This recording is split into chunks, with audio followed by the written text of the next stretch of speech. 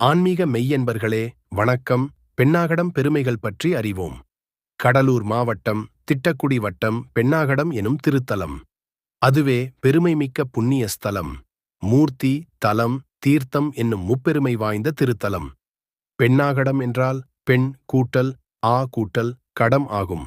அதாவது தெய்வக் கன்னியர்களான ஊர்வசி, ரம்பை, திலோத்தமை ஆகியோர் சிவபெருமானை வழிபட்டதால் பெண் என்றும், காமதேனு பசு சிவபெருமானை வழிபட்டதால் என்றும், தேவேந்திரனின் ஐராவதம் எனும் வெள்ளை யானை சிவபெருமானை வழிபட்டதால் கடம் என்றும்.